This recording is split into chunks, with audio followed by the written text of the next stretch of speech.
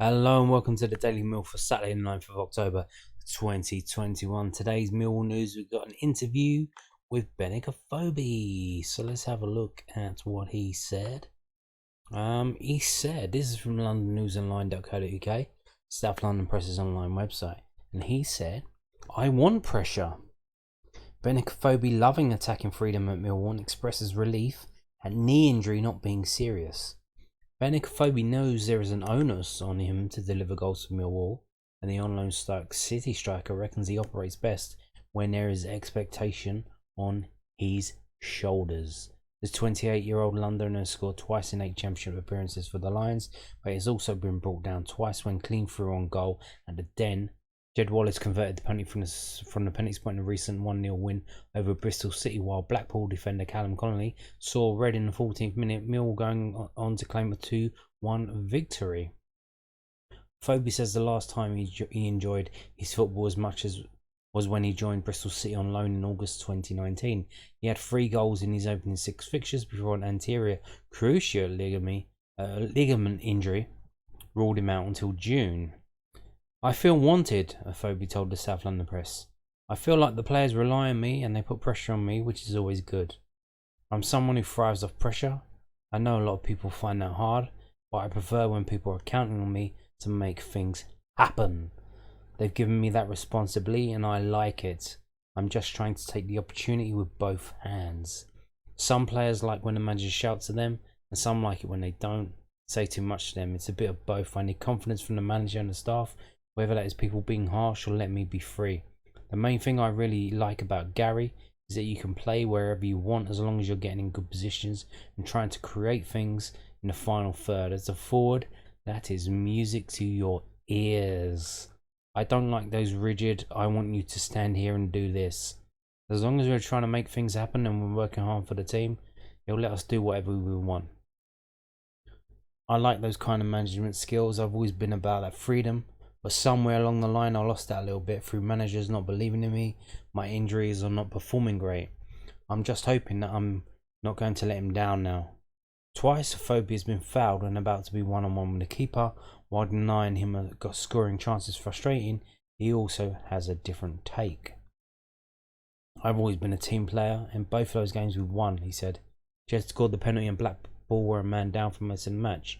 Just contributing to the football club is what I'm here for, whether that is scoring goals or helping the team win in some shape or form. If I've scored goals and Mill are in place where we think we can be at the end of the season, that means that old Benik must have come back.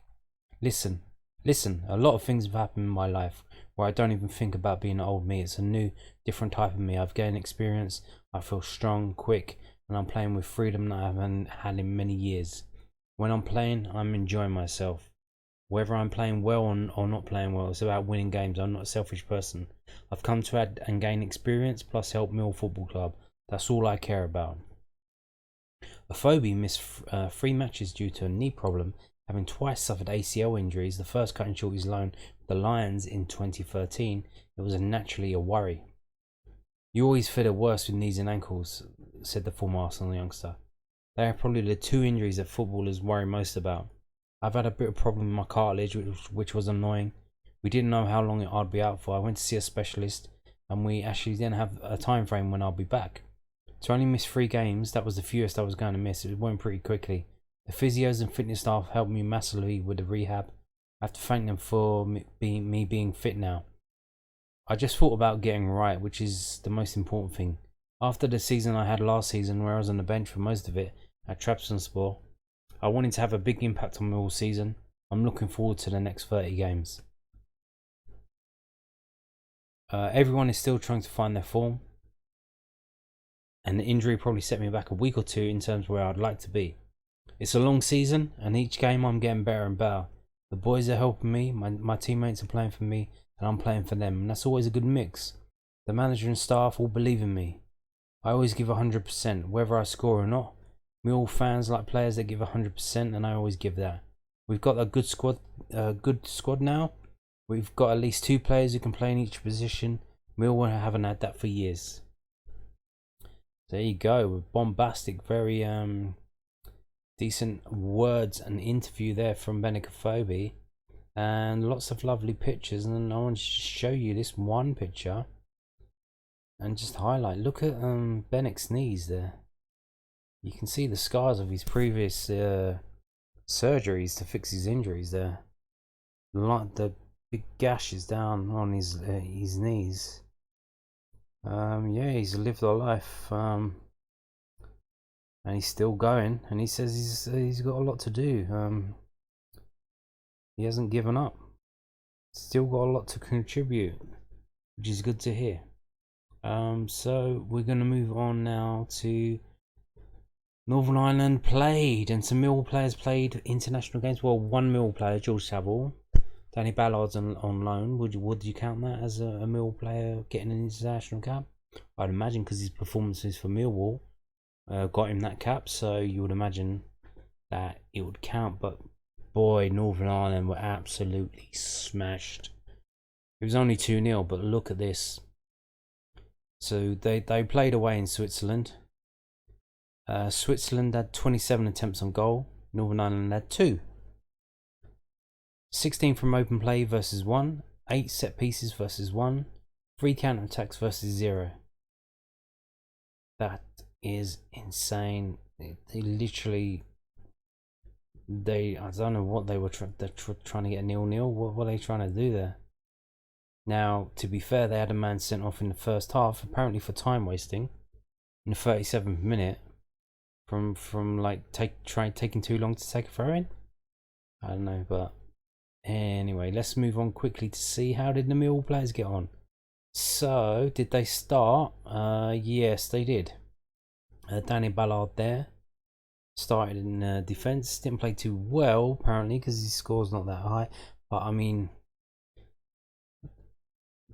Northern Ireland didn't really play football in that game. Yeah, it seems complete mismatch. Complete and utter mismatch. They didn't even compete.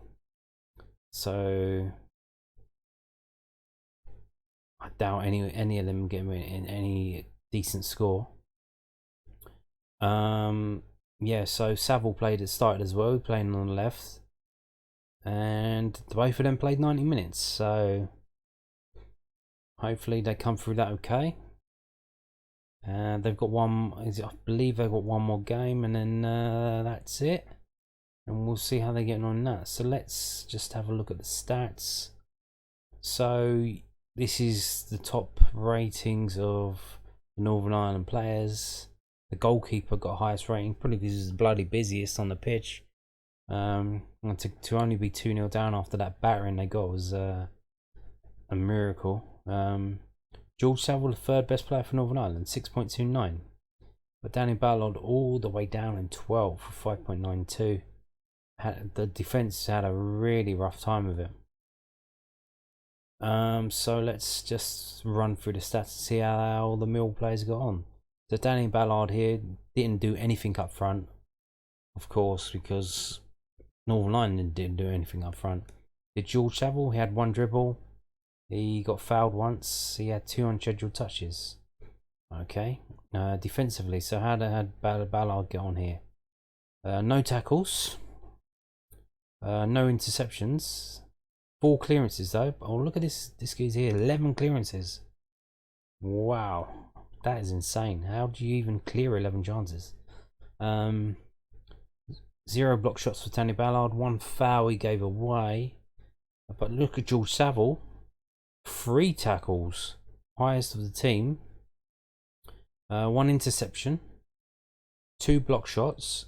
And 3 fouls given away.